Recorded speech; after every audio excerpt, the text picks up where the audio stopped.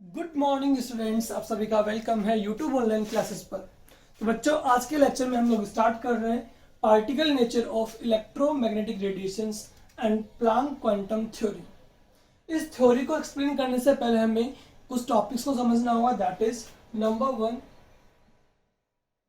Black body radiation.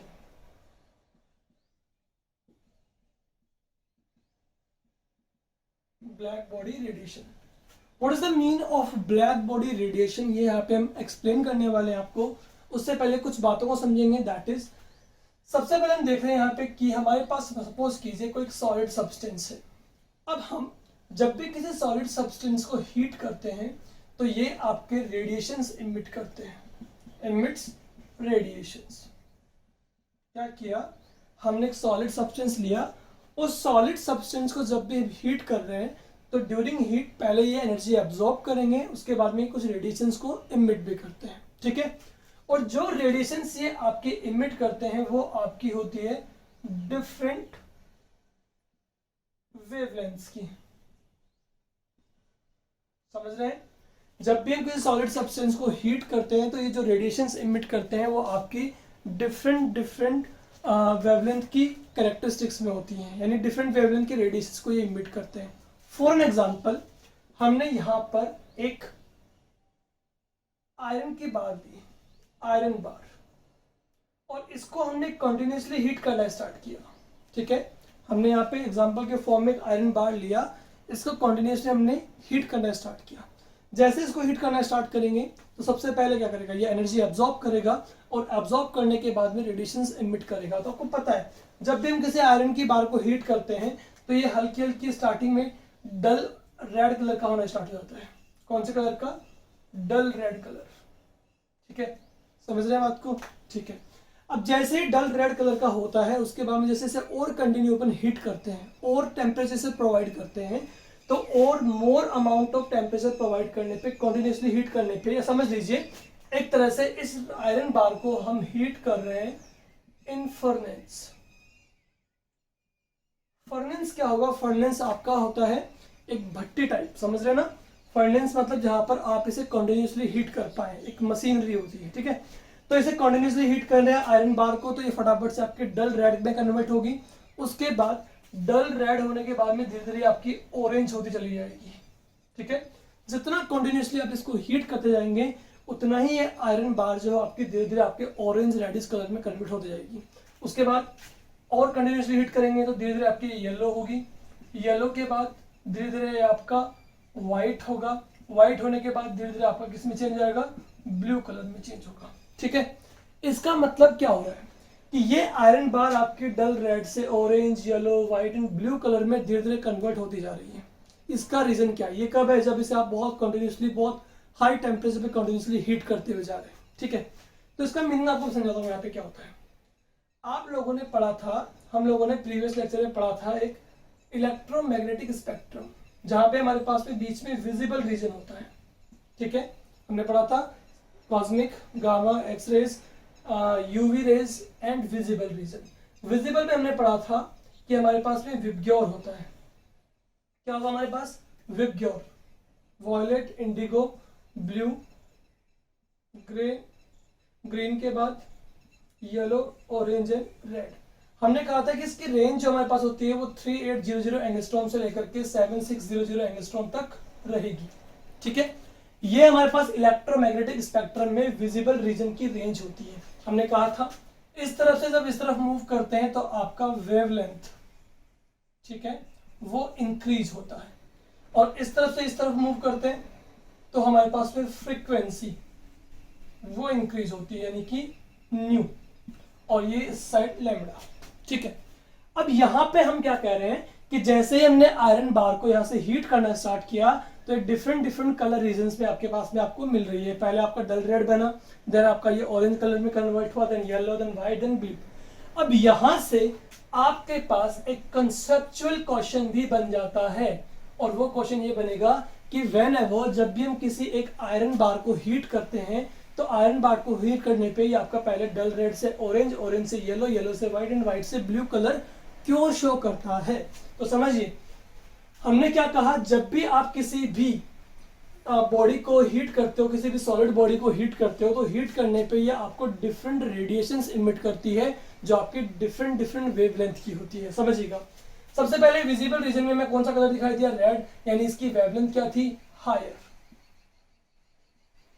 ठीक है, जब वेवलेंथ यहाँ पे आपकी हायर हुई, यहां से जब आपके पास में ब्लू कलर आया, इसका मतलब क्या हो रहा है कि जैसे जैसे आप इसे कंटिन्यूसली हीट कर रहे हैं, जैसे जैसे आप इसे टेम्परेचर प्रोवाइड कर रहे हैं, वैसे वैसे आपके पास में इस आयरन बार की जो वेवलेंथ है, सॉरी आयरन बार से जो आपकी रेडिएशंस इमिट हो रही हैं, उसकी वेवलेंथ है वो डिक्रीज होती जा रही है।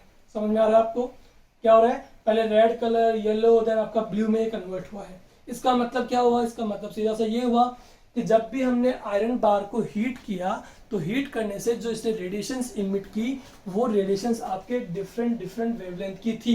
कहां से, लॉन्गर वेवलेंथ से। कहां से, लॉन्गर वेवलेंथ से। ये आपका किस में आ रहा है, ये आपका आ रहा है शॉर्टर वेवलेंथ की तरफ। ठीक है, लॉन्गर वेवलेंथ से मूव कर रहा है शॉर्टर वेवलेंथ में। मतलब जब भी हम किसी सॉलिड को हीट करेंगे, तो यहाँ पे जो रेडिएशंस इमिट होती हैं, वो रेडिएशंस आपकी डिफरेंट डिफरेंट वेवलेंथ में होती है। ठीक है, यहाँ पे लॉन्गर वेवलेंथ से किस में आ रहा है, आपका शॉर्टर वेवलेंथ में आ रहा है। इट मीन्स यहाँ पे इसकी इंटेंसिटी क्या रहेगी, लो रहेगी। इंटेंसिटी क्या रहेगी, लो, और यहाँ पे इंटेंसिटी क्या रहेगी आपकी, हाई रहेगी। समझ पा रहे हैं मेरी बात को। ठीक है, और इसके बाद भी अगर हमने फर्दर इसको कंटिन्यू हीट किया और भी, तो धीरे धीरे आपका विजिबल रीजन से मूव ऑन कर जाएगा किसमें, यूवी रीजन में। ठीक है, तो बहुत सिंपल सा यहाँ पे एक कंक्लूजन हमारे पास निकल कर आता है, वो ये, किसी भी सॉलिड को, किसी भी बॉडी को अगर आप कंटिन्यूसली हीट करते हैं, टेम्परेचर प्रोवाइड करते हैं, तो उससे जो रेडिएशंस आपके पास इमिट होती हैं, वो रेडिएशंस आपको डिफरेंट डिफरेंट वेवलेंथ में मिलती जाती हैं। ठीक है, इवन यहाँ पे कंक्लूजन और निकल के आता है, वो ये कि अगर से आप कंटिन्यूसली टेम्परेचर प्रोवाइड करते हैं, कंटिन्यूसली इसको हीट करते हैं, तो ये आपकी लॉन्गर वेवलेंथ से शॉर्टर वेवलेंथ की तरफ मूव करती है।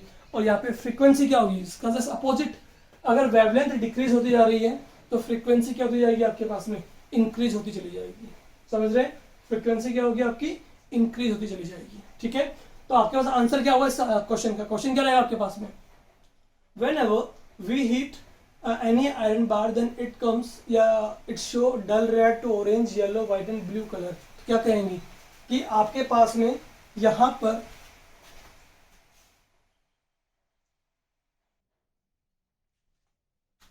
स्टूडेंट्स हमारे पास यहाँ पे जो कंसेप्चुअल क्वेश्चन बनेगा वो क्या बनेगा कि जब भी हम आयरन बार को हीट करेंगे, तो हीट करने पे पहले dull red, then orange, brighter orange, then yellow and white and then blue colour में चेंज क्यों होता है। तो आपका आंसर क्या रहने वाला है यहाँ पे, जस्ट बिकॉज ऑफ कि जब भी हम आयरन बार को हीट करते हैं, जो तो इससे रेडिएशंस इमिट होती हैं। ठीक है, किसी भी सॉलिड बॉडी को जब हम हीट करेंगे, तो वहां से क्या इमिट होंगी, रेडिएशंस इमिट होंगी। पहले एनर्जी अब्सॉर्ब होगी, रेडिएशंस, देन वो आपका रेडिएशंस के फॉर्म में एनर्जी इमिट होती है।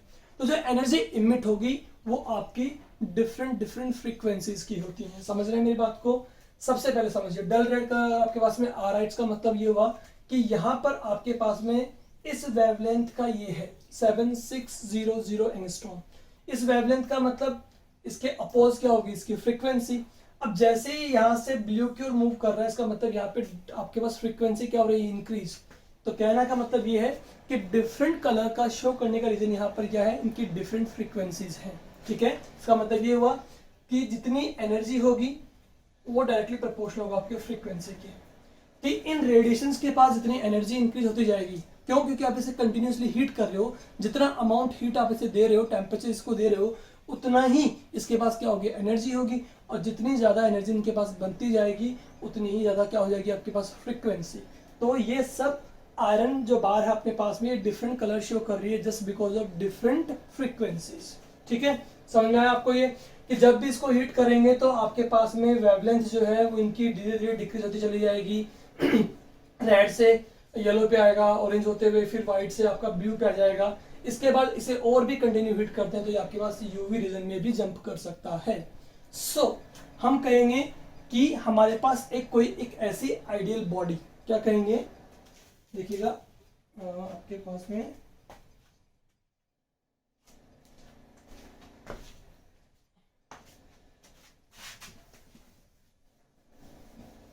सिंपली क्या डेफिनेशन मिल जाएगी, an ideal body which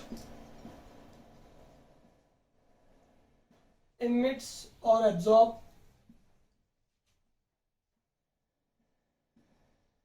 radiations of all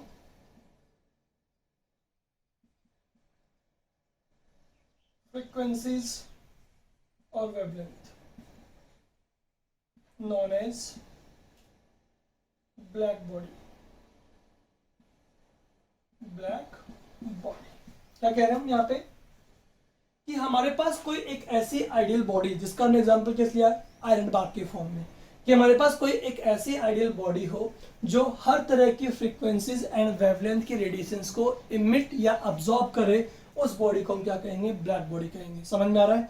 iron bar इसका एक सिंपल सा एग्जांपल हमने यहाँ पे लिया कि जैसे ही हम इसको कंटिन्यूसली हीट करते चले जाएंगे, टेम्परेचर्स को प्रोवाइड करते चले जाएंगे, वैसे वैसे इसमें कलर के ट्रांजिशंस बनते हैं। और कलर ट्रांजिशन जो यहाँ पे बन रहे हैं, कलर के ट्रांजिशंस, वो ट्रांजिशन जस्ट बिकॉज ऑफ कि ये डिफरेंट फ्रीक्वेंसी की रेडिएशंस को इमिट करता है, डिफरेंट वेवलेंथ की रेडिएशंस को इमिट करता है, एज वेल डिफरेंट वेवलेंथ या फ्रीक्वेंसीज की रेडिएशंस को अब्सॉर्ब भी करेगा।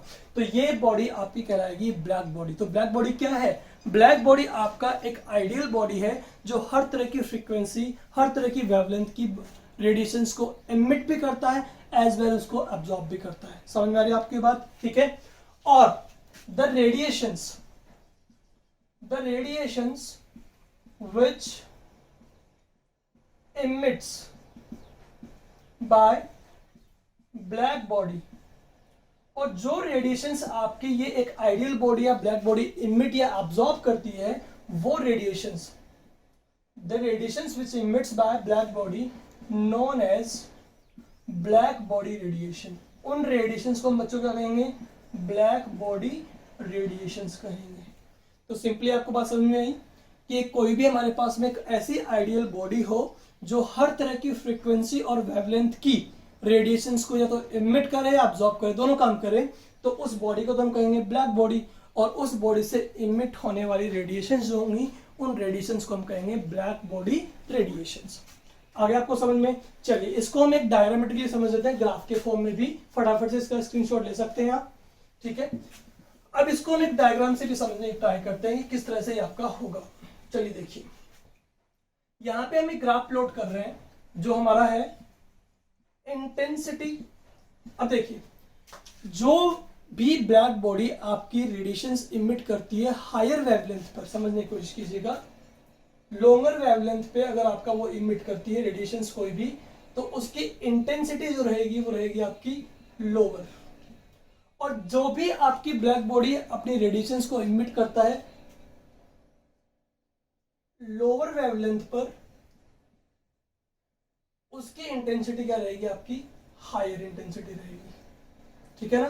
तो कहने का मतलब, जब भी आप किसी बॉडी को, एक आइडियल बॉडी को जब आप कंटिन्यूसली हीट कर रहे हैं, उसे टेम्परेचर प्रोवाइड कर रहे हैं, तो वो आपकी ऑलवेज ट्रैवल करती है या ऑलवेज आपकी रेडिएशंस को इमिट करती है from lower wavelength to lower wavelength.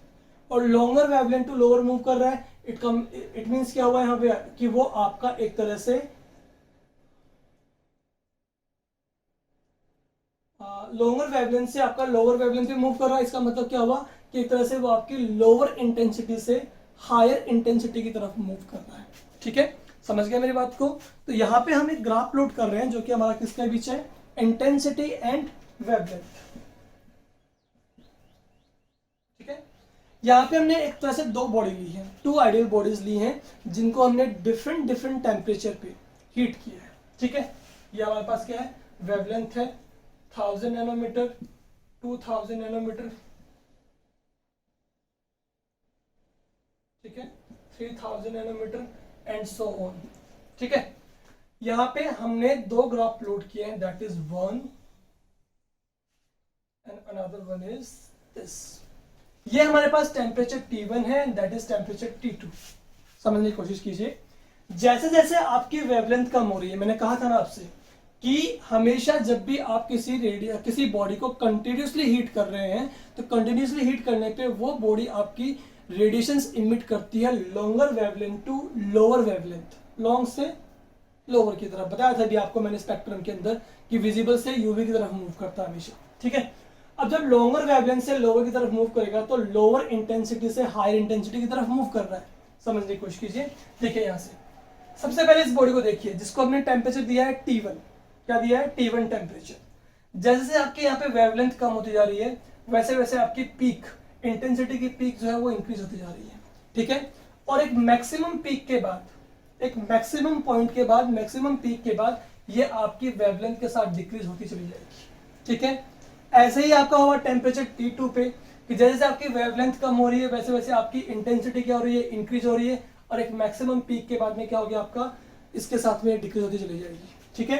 तो यहाँ पे क्या समझ में आ रहा है कि T1 जो है वो आपका लोअर है किससे? T2 से, यानी कि T2 is greater than T1। यानी इस बॉडी को हमने यहाँ पे लॉन्ग हीट किया है, कंटिन्यूसली हीट किया है, टेम्परेचर मोर प्रोवाइड किया है as compare to this one. इसीलिए इसकी इंटेंसिटी हमें लो मिल रही है और इसकी इंटेंसिटी हमें हाई मिल रही है, ठीक है, एट लोअर वेवलेंथ्स। समझ में आ गया आपको चीज, ठीक है। तो इसका मतलब सिंपल सा ये हुआ कि जब भी हम किसी बॉडी को कंटिन्यूसली हीट करें तो वो आपकी लॉन्गर वेवलेंथ पे लो इंटेंसिटी शो करती है और लोअर वेवलेंथ पे हाई इंटेंसिटी शो करती है। और किसी भी बॉडी को आप जितना ज्यादा टेम्परेचर प्रोवाइड करेंगे वो उतना ही आपको maximum peak of intensity provide करेगी, ठीक है। ये तो हो गया आपका ब्लैक बॉडी रेडिएशंस के बारे में। अब ब्लैक बॉडी रेडिएशंस को हम एक और तरीके से डिफाइन कर सकते हैं। क्या बताइए? वो ये कि ब्लैक बॉडी इज गुड, क्या कह सकते हैं? Perfect emitter and absorber of heat. क्या कह सकते हैं कि ब्लैक बॉडी की जब हम बात करते हैं तो वो आपकी एक ऐसी आइडियल बॉडी होती है जो हर तरह की एक परफेक्ट क्या होता है आपका? इमिटर एंड एब्जॉर्बर होता है हीट का। इसका मतलब ये हुआ कि अगर हम किसी ब्लैक बॉडी पर एक हर तरह की फ्रीक्वेंसी और वेवलेंथ की रेडिएशंस को स्ट्राइक करवाते हैं, उसको एब्जॉर्ब करवाते हैं, तो वो एक अच्छा एब्जॉर्बर भी होता है हीट का। मतलब किसी ब्लैक बॉडी पे आप किसी भी तरह की रेडिएशंस को, किसी भी फ्रीक्वेंसी के रेडिएशंस को जब स्ट्राइक करेंगे तो वो हर एक फ्रीक्वेंसी और वेवलेंथ की रेडिएशंस को एब्जॉर्ब भी करेगा परफेक्ट वे में एज वेल, और उसको इमिट भी करेगा, ठीक है। That's why we can say कि black body is also perfect absorber and emitter of heat, ठीक है। समझ में आया क्या है black body radiations? Black body radiations आपका कुछ नहीं है, सिंपल सा है कि जितना हम किसी भी बॉडी को, एक आइडियल बॉडी जिसको कंटिन्यूसली हीट करें, टेम्परेचर प्रोवाइड करें, तो वो बॉडी अगर आपका हर एक फ्रीक्वेंसी और वेवलेंथ की रेडिएशंस को एब्जॉर्ब भी करे और इमिट भी करे, ठीक है, तो उसे हम कहेंगे क्या? ब्लैक बॉडी कहेंगे, ठीक है ना। एज वेल जो रेडिएशंस वो इमिट करता है उसे हम कहेंगे ब्लैक बॉडी रेडिएशंस, ठीक है।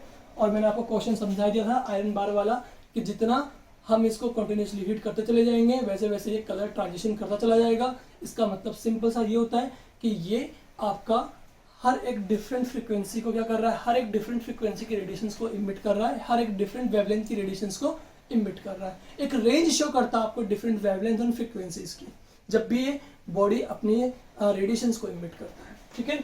तो this is all about the black body radiations, ठीक है। अब हम देखेंगे फटाफट से दूसरा टॉपिक जो हमारे पास रहेगा क्या? Photo electric effect. चलिए स्टार्ट करते हैं उसको।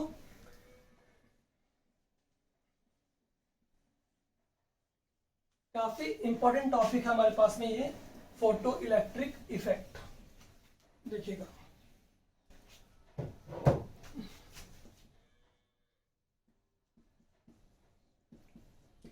Photo electric effect.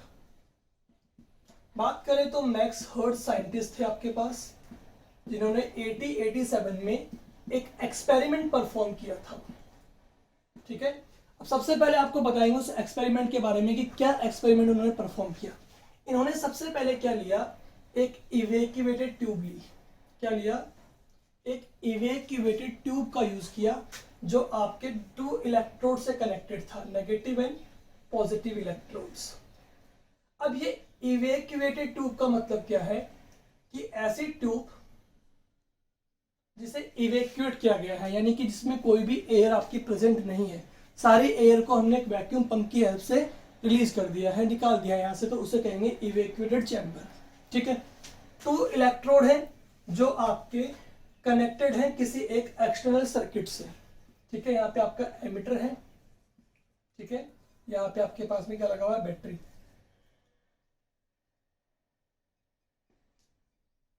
ठीक है, ये आपका एक एक्सटर्नल सर्किट से क्या है, कनेक्टेड है। ठीक है, सर्किट पाथ है आपका यहाँ पे।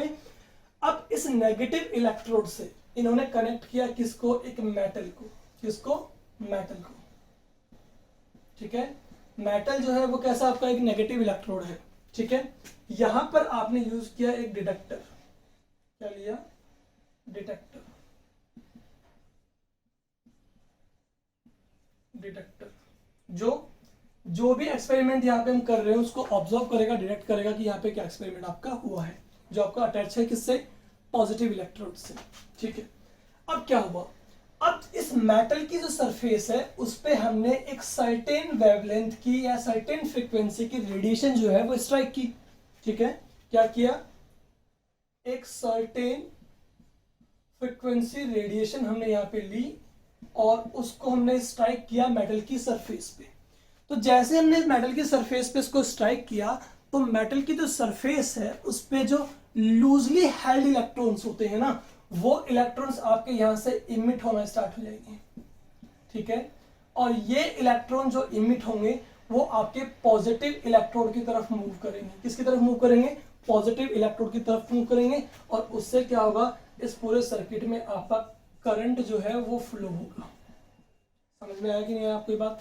ठीक है, क्या हुआ, ये एक्सपेरिमेंट बहुत ज्यादा काम आता है आपको, डेली लाइफ में भी बता देता हूँ आपको। ठीक है, समझने की कोशिश कीजिए करंट का फ्लो कैसे होगा आपके पास। यहाँ पे क्या हुआ, हमने क्या यूज किया, एक मेटल सरफेस ली यहाँ पे जिसको हमने कनेक्ट किया किसी नेगेटिव इलेक्ट्रोड से।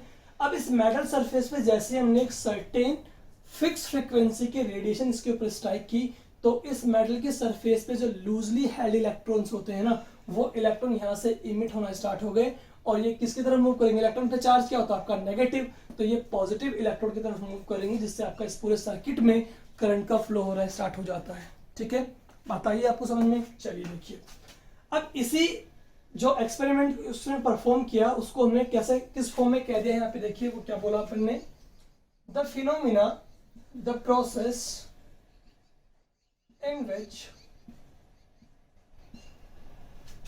when a certain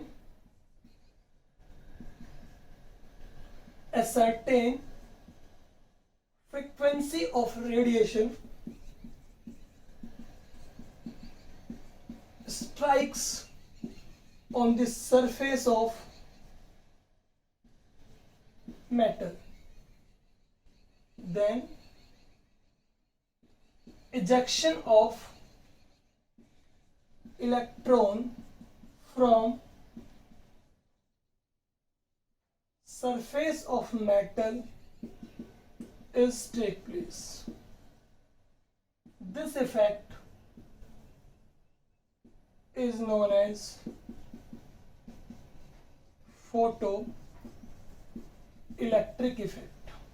ठीक है, तो यहां से बहुत ही आसानी से हमने क्या किया, एक डेफिनेशन कैलकुलेट कर ली, रिलीज कर ली। यहां से डेफिनेशन जो हमारे पास यहाँ पे रहेगी वो क्या रहेगी, कि वो प्रोसेस जिसमें हम किसी मेटल पे एक सर्टेन फ्रीक्वेंसी के रेडिएशंस को स्ट्राइक करें, जिससे मेटल के सरफेस से इलेक्ट्रॉन इजेक्शन स्टार्ट हो जाता है, इसी प्रोसेस को हम क्या बोलेंगे, फोटो इलेक्ट्रिक इफेक्ट।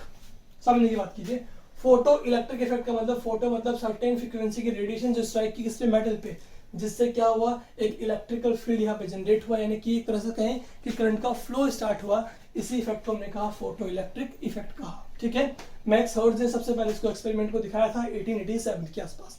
ठीक है, अब आगे बात करें इस इफेक्ट के बारे में, तो देखिएगा कि एक तरह से ये इफेक्ट जो है वो उन मेटल्स पे अप्लाई होता है जिन मेटल्स में आपके पास में लूजली हेल्ड इलेक्ट्रॉन प्रेजेंट होते हैं सरफेस पर। फॉर एन एग्जांपल हम बात करें तो देखिए क्या, सीजियम, अगर हम बात करें ग्रुप नंबर 1 के एलिमेंट्स की, तो देखिए क्या है आपके पास में, हेलिना के रब से फरियाद, सीजियम, फ्रांसिस, रुबिडियम। तो ये 3 मेटल्स होते हैं नीचे की ओर, बॉटम में, क्योंकि जब भी हम अप से डाउन मूव करते हैं ना बच्चों, किसी भी सीरीज में मैं पेरियोडिक टेबल में जब अपन अप से डाउन मूव करते हैं तो आपकी साइज इंक्रीज होती है। साइज इंक्रीज होने का मतलब मैंने आपको बताया था सेकंड चैप्टर में भी क्वांटम नंबर्स में कि आपकी नंबर ऑफ सेल्स बढ़ेंगी, नंबर ऑफ सेल्स इंक्रीज होंगी, इसका मतलब इलेक्ट्रॉन और न्यूक्लियस के बीच डिस्टेंस इंक्रीज होगी, इसका मतलब इलेक्ट्रॉन जो है वो आपका लेस अट्रैक्टेड होगा टुवर्ड्स न्यूक्लियस। समझ रहे हैं? जैसे जैसे हम अप से डाउन मूव करेंगे तो साइज इंक्रीज होगी।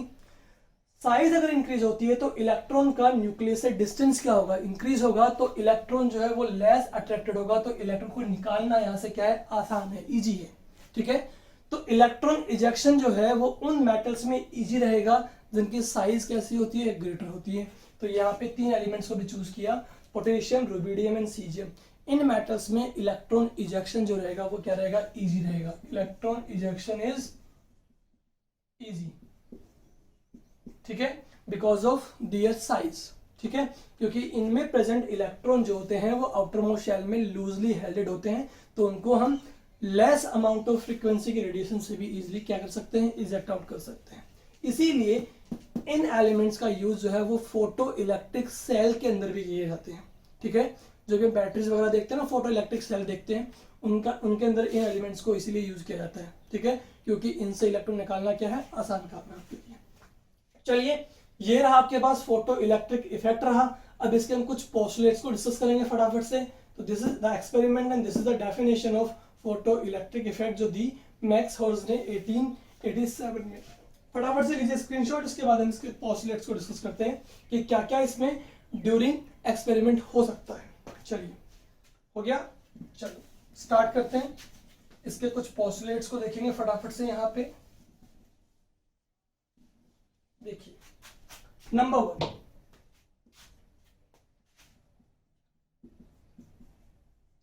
There is no lag time between strike and ejection of electron. कहने का मतलब फर्स्ट पॉइंट का ये है कि जैसे ही हम एक सर्टेन फ्रीक्वेंसी की रेडिएशन इसके ऊपर स्ट्राइक करवाते हैं ना, तो एट द सेम टाइम आपका इलेक्ट्रॉन इजेक्शन स्टार्ट हो जाता है। मतलब जिस पर्टिकुलर टाइम पर आपने रेडिएशन को स्ट्राइक किया किस पे, मेटल की सरफेस पे, एज सून एज वहां से इलेक्ट्रॉन इजेक्शन स्टार्ट हो जाता है। मतलब वहां पे कोई भी लैग टाइम आपका नहीं रहता है स्ट्राइक और इजेक्शन ऑफ इलेक्ट्रॉन के बीच। सबसे पहला पॉइंट हमारे पास ये रहेगा। ठीक है, इस एक्सपेरिमेंट में कि जब भी हम रेडिएशन को स्ट्राइक करेंगे मेटल की सरफेस पे, तो एज सून एज पॉसिबल यहां से इलेक्ट्रॉन इंजेक्शन स्टार्ट हो जाएगा। इन दोनों प्रोसेस के बीच में कोई भी लैग टाइम आपका यहाँ पे नहीं रहता है। Number 2 is the minimum frequency of radiation which is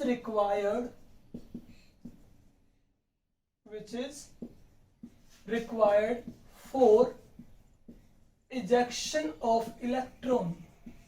ठीक है, अब देखिए, ऐसा तो है नहीं कि हम एक किसी भी फ्रीक्वेंसी के रेडिएशन को उस पर स्ट्राइक कर देंगे जिससे इलेक्ट्रॉन निकल जाएगा, ऐसा तो है नहीं। आपको एक ऐसी मिनिमम फ्रीक्वेंसी के रेडिएशन को स्ट्राइक करवाना ही पड़ेगा जिससे इलेक्ट्रॉन इंजेक्शन स्टार्ट हो। या यूं समझे कि आपने क्या किया, डिफरेंट फ्रीक्वेंसी के रेडिएशन को उस पर स्ट्राइक किया। अब उन सभी रेडिएशन में से एक रेडिएशन ऐसी निकली जिससे इलेक्ट्रॉन इंजेक्शन स्टार्ट हुआ, बाकी सबसे नहीं हुआ। इसका मतलब कम से कम आपके पास में एक फिक्स, एक सर्टेन फ्रीक्वेंसी की रेडिएशन होनी ही चाहिए जिससे आपका इलेक्ट्रॉन इंजेक्शन स्टार्ट हो। तो द मिनिमम फ्रीक्वेंसी, अब उस रेडिएशन की वो मिनिमम फ्रीक्वेंसी जिससे आप इलेक्ट्रॉन इजेक्शन कर सकें, है। तो the minimum frequency of radiation which is required for ejection of electron known as threshold frequency. क्या कहेंगे बच्चों से, थ्रेशोल्ड फ्रीक्वेंसी कहेंगे। ठीक है, थ्रेशोल्ड फ्रीक्वेंसी, इसको हम डिनोट करते हैं न्यू नोट से। किससे, न्यू नोट से।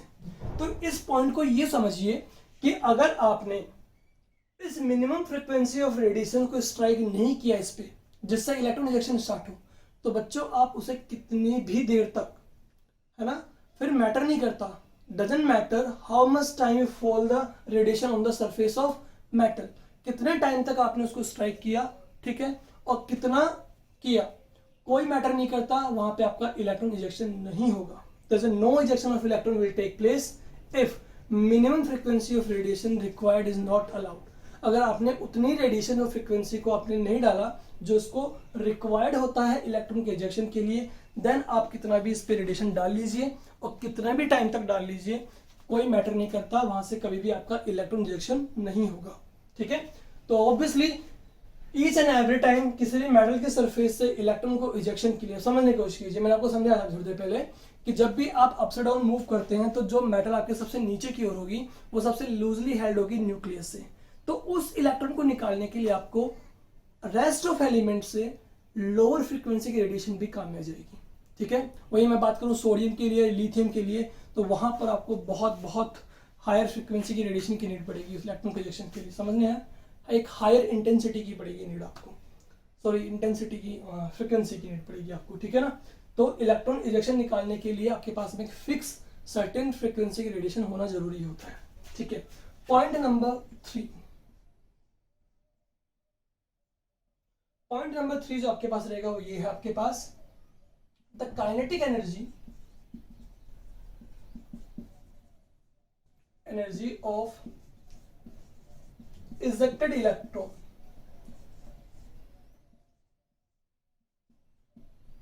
depends on, या कि यूं कहें directly proportional to the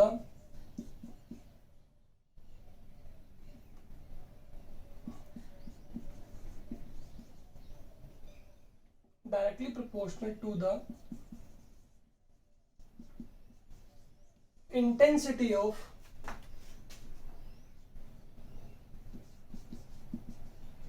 striking radiation.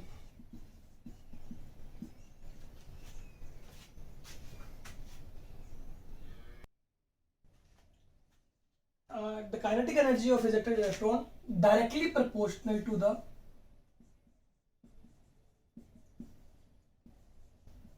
frequency of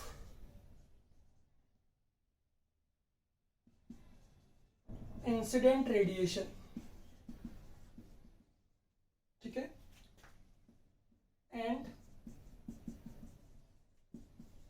independent from its intensity. क्या हमारा थर्ड पॉइंट?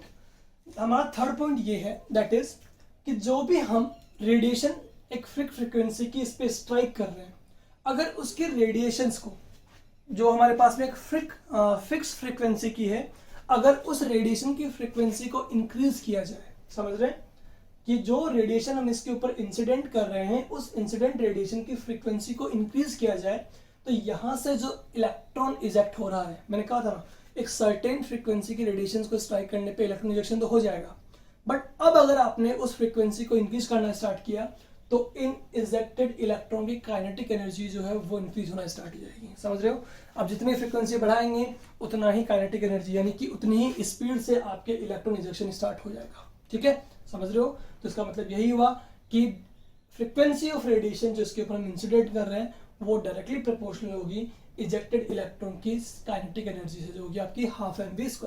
ठीक है, और ये आपकी जो स्पीड या kinetic energy of ejected electron है वो इंडिपेंडेंट होती है किसकी?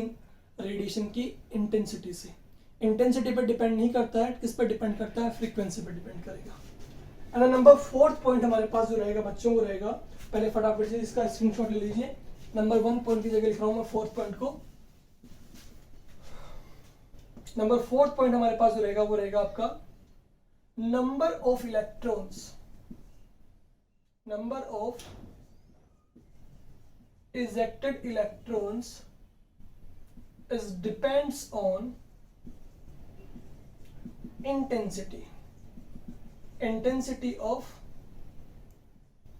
radiation, striking radiation. क्या कहा हमने 4th पॉइंट में? दो चीजें हैं यहाँ पे.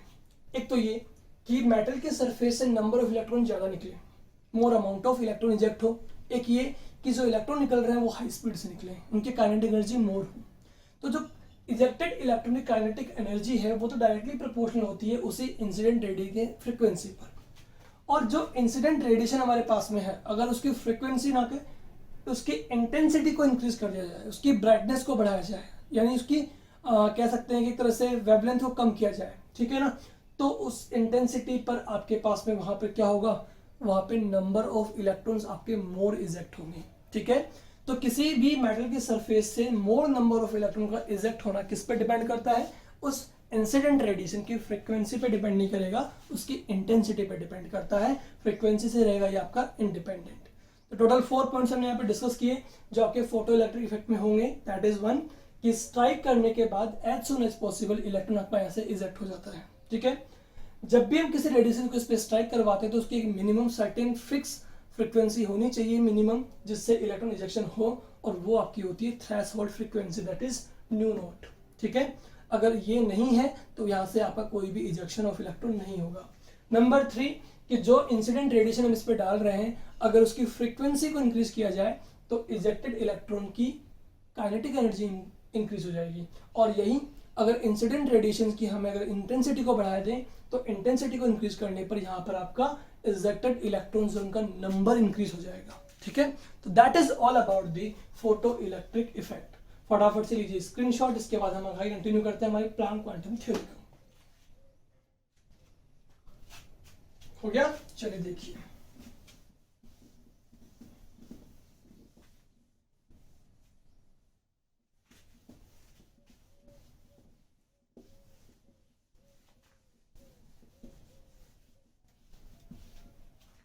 चलिए स्टूडेंट्स, अब देखते हैं हमारी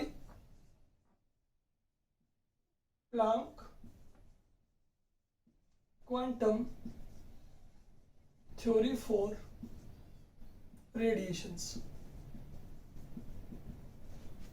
अगर हम प्लैंक क्वांटम थ्योरी की बात करते हैं तो ये थ्योरी आपको दी थी मैक्स प्लैंक ने, ठीक है, 1901 में। इन्होंने क्या कहा था, इनके टोटल 3 पोस्टुलेट्स हमें मिलते हैं प्लैंक क्वांटम थ्योरी में। दैट इज कि जब भी हम किसी सब्सटेंस को, किसी ब्लैक बॉडी को हीट करते हैं तो वो एनर्जी अब्सॉर्ब करता है और मूव करता है कहां पर, ग्राउंड स्टेट से आपका एक्साइटेड स्टेट पे, और आफ्टर सम टाइम जब वो वापस से एक्साइटेड स्टेट से मूव कर रहा होता है टुवर्ड्स ग्राउंड स्टेट तो वो एनर्जी इमिट करता है। अभी हमने पढ़ा था कि कोई भी एक आइडियल बॉडी या ब्लैक बॉडी जो होगी वो आपकी हर एक फ्रीक्वेंसी को, हर एक फ्रीक्वेंसी की रेडिएशन हो या हर एक वेवलेंथ की रेडिएशन हो, उसको एब्जॉर्ब भी करता है और उसको इमिट भी करता है। तो एक परफेक्ट बॉडी आपके पास वो होती है, ठीक है। तो इन्होंने क्या कहा कि जो भी आपका इमिशन और एब्जॉर्प्शन ऑफ रेडिएशन है of any body is not continuous. हम अगर अपनी क्लासिकल वेव थ्योरी की बात करते हैं तो वो आपको ये कहती है कि किसी भी बॉडी में जब आप एनर्जी प्रोवाइड करते हैं तो उसका जो बॉडी होती है जो एनर्जी को एब्जॉर्ब करती है और इमिट करती है, वो दोनों प्रोसेस आपके कंटिन्यूअस होते हैं। लेकिन आपको प्लैंक क्वांटम थ्योरी ये कहती है कि वही बॉडी जब आपके एनर्जी को एब्जॉर्ब और इमिट करती है तो दोनों प्रोसेस आपके कंटिन्यूअस नहीं होते हैं, दैट इज डिसकंटिन्यूअस। ये हमारा फर्स्ट पोस्टुलेट है किसका, प्लैंक क्वांटम थ्योरी का, कि द इमिशन और absorption of radiation by any body is not a continuous process. ये कैसा आपका डिसकंटिन्यूअस प्रोसेस है। और डिसकंटिन्यूअस कैसे है आपका, बिकॉज यहाँ पे जो एनर्जी आपकी इमिट या अब्जॉर्ब होती है वो एनर्जी स्मॉल स्मॉल पैकेट्स के फॉर्म में होती है। किस फॉर्म में होती है, स्मॉल पैकेट्स के फॉर्म में, in form of small packets. ये प्लैंक ने कहा कि ये आपका डिसकंटिन्यूअस क्यों होता है प्रोसेस, बिकॉज यहाँ पे जो एनर्जी अब्सॉर्ब होती है या एनर्जी जो इमिट होती है बाय अ बॉडी वो आपकी स्मॉल स्मॉल पैकेट्स के फॉर्म में एनर्जी होती है। उन small packets form of energy को हम क्या कहते हैं, क्वांटा कहते हैं। क्या कहते हैं, क्वांटा। यानी ये क्वांटा जो होते हैं इनके पास में एक particular definite amount of energy present होता है, ठीक है। ईच एंड एवरी क्वांटा जो होंगे आपके small small packets of energy होते हैं, इनके पास एक फिक्स अमाउंट ऑफ एनर्जी आपके पास अवेलेबल होगा, ठीक है। तो ये स्मॉल स्मॉल पैकेट्स के फॉर्म में, डिस्क्रीट फॉर्म में ये एनर्जी को एब्जॉर्ब करते हैं और उसी फॉर्म में एनर्जी को इमिट करते हैं, उसी फॉर्म में रेडिएशंस को इमिट करते हैं। इसीलिए एब्जॉर्प्शन और इमिशन जो आपके पास प्रोसेस है किसी रेडिएशन का बाय एन बॉडी, वो आपका एक डिसकंटिन्यूअस प्रोसेस होता है। This is the first postulate of Planck quantum theory. समझ में आया आपको कि जो भी बॉडी आपके एनर्जी को इमिट करती है और एब्जॉर्ब करती है, उनका absorption and emission of radiation जो है वो कॉन्टिन्यूस प्रोसेस नहीं है। क्यों?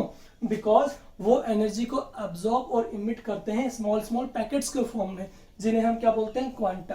क्वांटा यानी small packets of energy which having definite amount of energy, ठीक है। और क्वांटा जो है ना, अगर इसी को हम अगर कहें कि जो एनर्जी है वो अगर एनर्जी लाइट के फॉर्म में हो, ठीक है, द एनर्जी, या यू कैन से कि the quanta if it is present in the form of light, then उसे हम कहेंगे बच्चों फोटॉन्स। क्या कहेंगे? फोटॉन्स, ठीक है। तो ये क्वांटा अगर आपके लाइट के फॉर्म में होते हैं एनर्जी, तो उसे हम कह देंगे फोटॉन्स, ठीक है। This is the first postulate of Planck quantum theory. Number 2, the energy associated with quantum of radiation is directly proportional to its frequency। ये मैंने आपको थोड़ी देर पहले भी बताया था कि जो एनर्जी हम कैरी करते हैं, ठीक है, रेडिएशंस की, वो एनर्जी जो एसोसिएट होती है क्वांटम ऑफ रेडिएशन से, वो एनर्जी डायरेक्टली प्रोपोर्शनल होती है उसी की फ्रीक्वेंसी से, यानी कि E is directly proportional to nu. जैसे हम न्यू यहाँ से रिलीज करते, सॉरी यहाँ से हम प्रोपोर्शनल का साइन हटाएंगे तो हमारे पास क्या आ जाएगा? E is equal to H nu. यहाँ पे H क्या है? यहाँ पे H है आपका प्लैंक कांस्टेंट। क्या है? Planck constant. लिख देता हूँ मैं यहाँ पे। हमारे पास क्या है equation? E is equal to H nu. यहाँ पे H क्या है आपका? प्लैंक्स कांस्टेंट, जिसकी वैल्यू होगी 6.62 इंटू 10⁻⁻34। ये वैल्यू नोट कर लीजिएगा, ठीक है। क्या समझ में आया आपको? सेकंड पोस्टुलेट इसने ये कहा कि जो भी आपकी रेडिएशंस एनर्जी, जो भी रेडिएशंस क्वांटम जो है वो आपका एनर्जी जो एसोसिएट करता है, वो एनर्जी उसी के फ्रीक्वेंसी की क्या होती है? डायरेक्टली प्रोपोर्शनल होती है।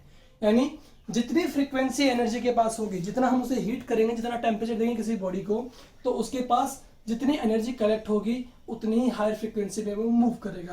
यानी जितनी एनर्जी किसी बॉडी के पास में रेडिएशंस के फॉर्म में होती है, वो एनर्जी उतनी ही क्या मूव करेगी? उसकी फ्रीक्वेंसी। वेवलेंथ शॉर्टर होगी। मैंने आपको पढ़ा था ब्लैक बॉडी रेडिएशन में थोड़ी देर पहले कि ब्लैक बॉडी रेडिएशन में जब किसी बॉडी को कंटिन्यूसली हीट करते हैं तो वो आपकी लॉन्गर वेवलेंथ से शॉर्टर वेवलेंथ की तरफ मूव करता है, ट्रांजिशन जो उसमें होते हैं, और frequency lower to higher move करता है। तो जितना टेम्परेचर दे रहे हो उतना उसके पास क्या आ रहा है? एनर्जी आ रहा है। जितना एनर्जी होगा उतना ही क्या होगा? वहां पे उसका फ्रीक्वेंसी होगा। तो that is directly proportional to each other. तो हमारे पास आ जाएगा, जैसे में यहाँ से प्रोपोर्शनल का साइन हटाएंगे, हमारे पास क्या आ जाएगा? H क्या है हमारे पास यहाँ पे? प्लैंक कांस्टेंट, जो कि है 6.62 इंटू 10⁻⁻34, ठीक है। फटाफट से लीजिए इसका स्क्रीनशॉट। इसके बाद मैं आपको बता रहा हूँ यहाँ पे इसका थर्ड पॉइंट, जो कि हमारे पास क्या रहेगा? थर्ड पॉइंट हमारे पास ये रहेगा, the energy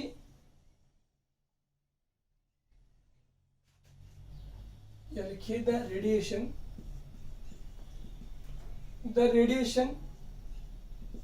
emits or absorbed by any body is the whole number is the sum whole number multiple of quantum. ठीक है, क्या कहा इसने कि जो भी एनर्जी यहाँ पे आपकी किसी बॉडी के द्वारा इमिट होगी या अब्जॉर्ब होगी, वो ऑलवेज उसके फ्रीक्वेंसी से क्या होगी? होल नंबर मल्टीपल होगा। यानी कि E इज इक्वल टू क्या हो जाएगा आपके पास? NH न्यू, ठीक है, जहां पे N क्या है? इंटीजर है, जो ऑलवेज किस में होगा? होल नंबर में होगा। यानी यहाँ पर मैं आपको लिख रहा हूं यहाँ पे कि E जो है वो ऑलवेज किसके इक्वल होगा? Either 1H new